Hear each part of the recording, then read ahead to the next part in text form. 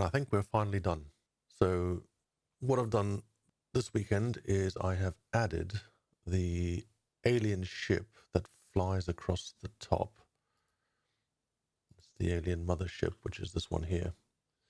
And added the kind of weird sound effect to it. So whenever it gets instantiated, when it gets added, it then kind of creates that sound. Had a bit of a problem getting it to move across from left to right and then right to left, depending on a random number. So I wrote a coroutine. A coroutine in Unity is something that just allows you to run it on a timer. So I wrote a coroutine that looks to see if the mothership is currently active, because we don't want more than one. I was getting more than one at a time. Don't want them to spawn at the same time. See if it's not active on the kind of frame update. And then if it's not active, spawn a new one.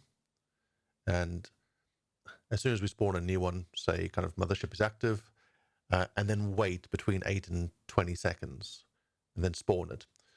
So you won't get an alien ship within 8 seconds of the game start, and then after that, it's a random number between 8 and 20. These could be adjusted in any way. We could kind of create them so these are even randomized between the first number and the last number. Once we call the instantiate function, that will start a mothership. And essentially, once the mothership starts, we kind of then get passed over to, and then the mothership script essentially takes over. So kind of once we start, have a look to see where the left frame and the right frames are, the right frame edges, and then kind of randomly choose a direction. So number between 1 and 2, but kind of doesn't count 2. That's the upper range if it's an integer.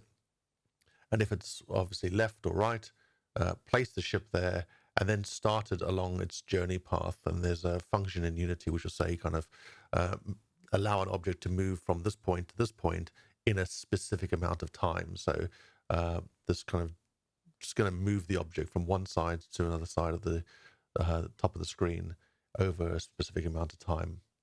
And it just essentially moves. Once it gets to the edge of the frame, so right frame or left frame, destroys the mothership. So essentially you haven't shot it, but you can kind of see I copied this from the standard alien ship. Don't use the shoot bullet. That's all been kind of commented out, but it'll have a score value and it will have a collision detection. So only my bullets, once it kind of gets hit, plays the explosion sound, adds score, and then kind of destroys the ship. So that was added. That was the kind of first thing that was added. That was the ship that goes across the top.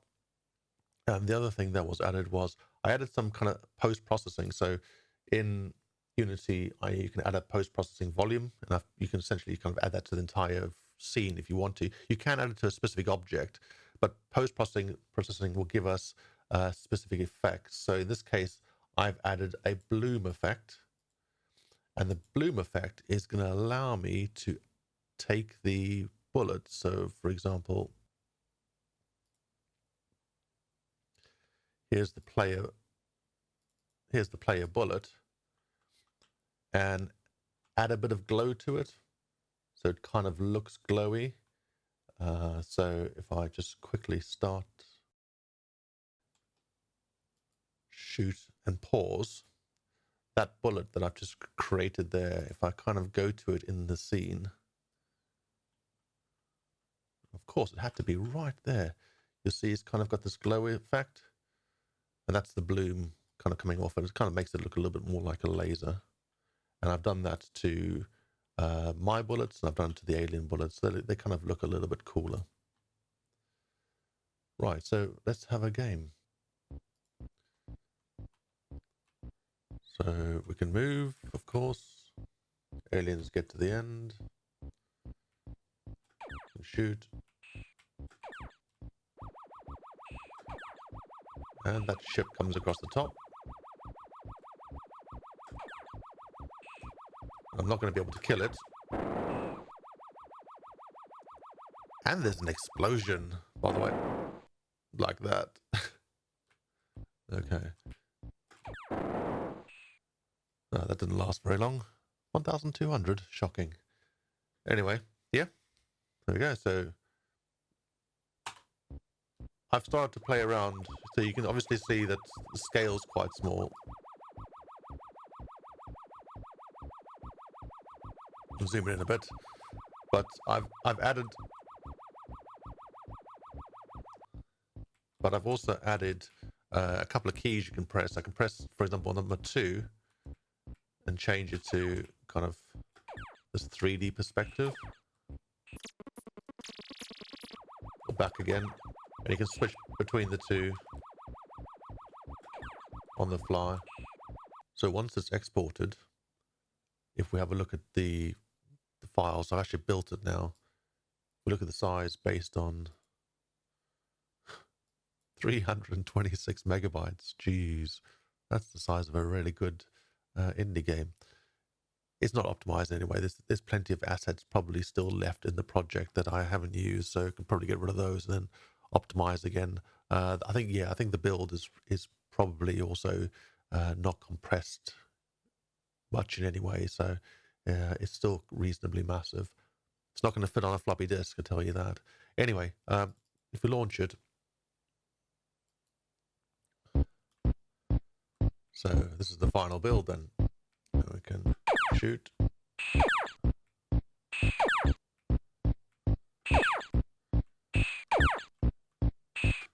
And there will be an annoying alien 8 seconds in or so.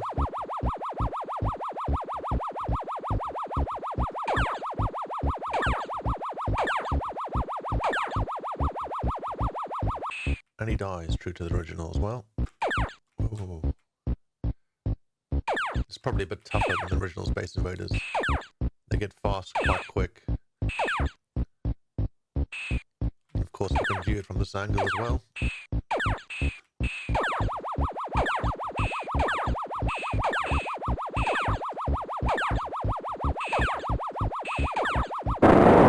No.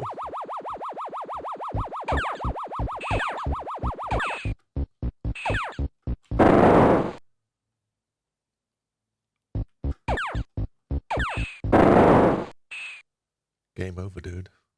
Game over.